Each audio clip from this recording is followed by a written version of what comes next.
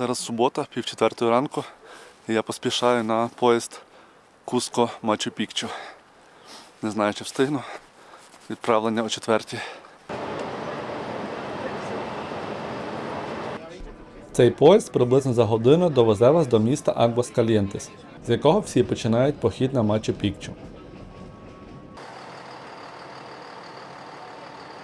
Я думав прогулятись по містечку, дослідити його, але зрозумів, що витрачати на це час немає сенсу, так як це місце супердороге і туристичне. Тому я майже одразу почав підйом до древнього міста інків.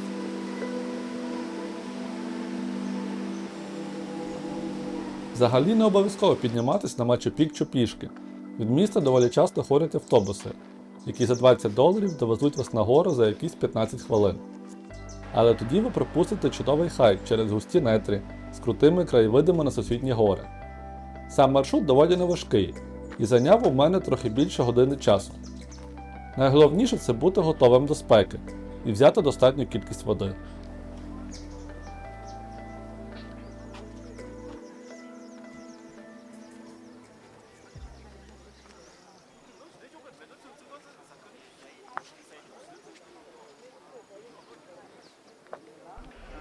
Отже, про стародавнє місто інків Мачу-Пікчу.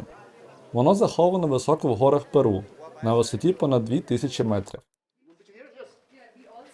Його назва з мови кечуа означає «Стара гора». Воно з'явилось у 15 столітті, за часів правління великого інкського імператора Пачакутека. Мачу-Пікчу було містичним містом, про існування якого зовнішній світ довгий час навіть не здогадувався. Понад 4 століття воно залишалося невідомим, допоки у 1911 році його, прилітаючи на літаку, не помітив американський дослідник Гірам Бінгем. Перед приїздом сюди я дізнався, що найкращий краєвид на Мачу-Пікчу відкривається з гори Вайна-Пікчу. Для цього потрібно було купити спеціальний квиток, кількість яких була дуже обмежена.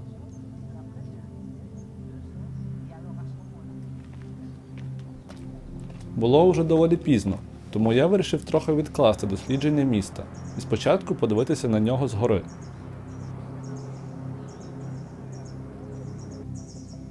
Для цього довелося хвилин 40 підніматися по величезній кількості високих і крутих сходів, намагаючись розминутися з натовпом людей.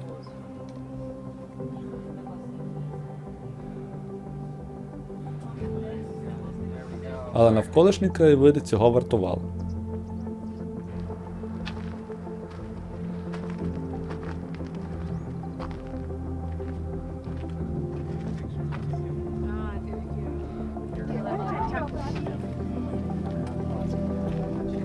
Коротше, я заліз на саму вищу точку, вище залізти вже неможливо. І ось для вас найкращий вигляд на Мачу-Пікчу з усіх можливих. Тут купа народу, всі на мене дивляться, всі думають, що я говорю, але ніхто не розуміє. Ось, на жаль, сонця немає, дуже мало світла, але я думаю, вид все одно буде хороший. Ось на фоні люди фоткаються. Дуже багато людей, дуже багато. Будьте готові, якщо будете сюди йти, до натовпів людей.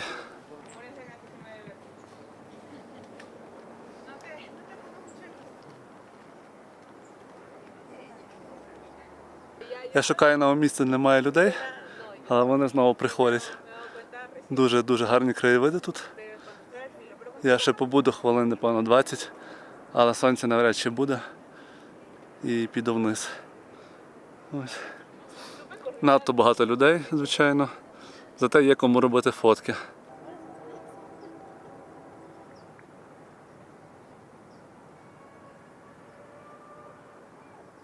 Взяв тут маленький перекус, яблуко і канапки зробив. Зараз відпочину і піду вниз. Отже, я спускаюся з гори. Трохи вийшло сонечко нарешті, я дочекався його. Спускатися набагато приємніше, звичайно, людей немає вже. Їх запускають, видно, десь до обіду. І потім тільки на вихід пропускають. Ось, тому, в принципі, головне залізти на гору, а потім все супер. Посидіти можна знайти місце, де немає людей, відпочити, насолодитись краєвидом і повертатися вниз, не поспішаючи, нікого не обганяючи, і не чекаючи. Ось, тому що коли наверх йшов, був трохи натовп. Ось була черга і частенько доводилось чекати. Плюс важко. Ось, вниз набагато простіше. Хоча небезпечно, доволі небезпечно. Ось такий спуск крутий.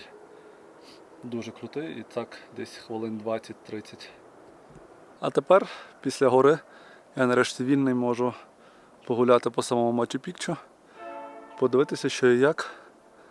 Хоча, в принципі, зверху видно, що місто не таке велике, не таке, як Петра, і робити більше там, ніж годину, в принципі, немає що. Ось, але все одно дуже, дуже атмосферно, я думаю.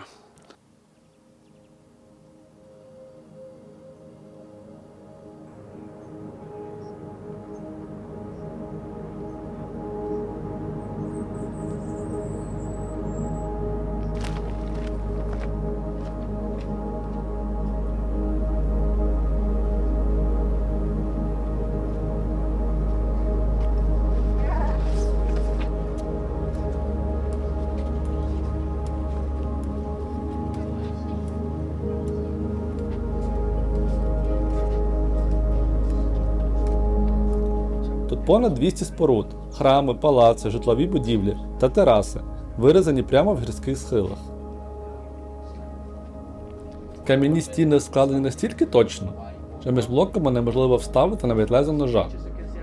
А серед найзагадковіших об'єктів – храм Сонця та камінь Ітюатана, який, ймовірно, служив астрономічним календарем.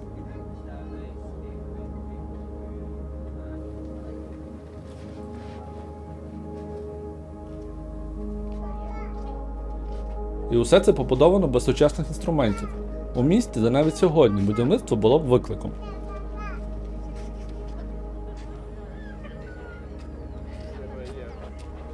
Для чого ж існувало це місце – загадка. Одні вважають його резиденцією правителів, інші – релігійним центром або спостережною астрономічною станцією. Можливо, воно було усім цим одночасно.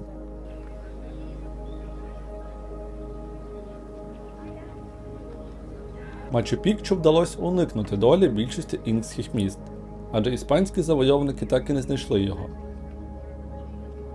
Тому тут немає слідів руйнувань чи битв, і можна відчути усю велич могутньої цивілізації інків.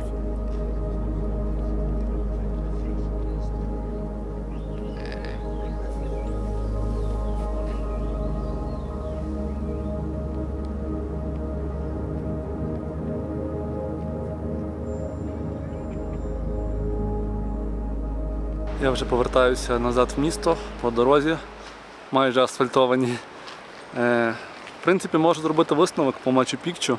Мачу-Пікчу однозначно вартує того, щоб приїхати сюди. Також однозначно вартує придбати квиток на Вайна-Пікчу, на гору, з якої всі найбільш популярні, найбільш класні фотографії роблять, в принципі. Ось є ще одна гора, саме Мачу-Пікчу гора. З неї вид, я думаю, погірше, тому що вона трохи за цим містом, за руїнами знаходиться. Як завжди, коли я починаю записувати, то починають їздити машини, ходити люди. 3 машини приїхало і вже група людей вийшла звідкись. Так от, однозначно вартує на Вайну-Пікчу.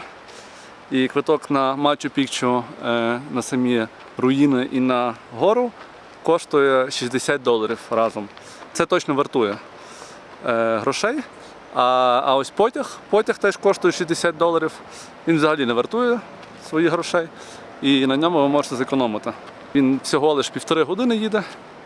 Вид з вікна не дуже, звичайна річка, трохи гори, трохи скелі навколо, але нічого особливого. Це не вартує ніяк $60. Ось, тому вирішуйте, приїздіть.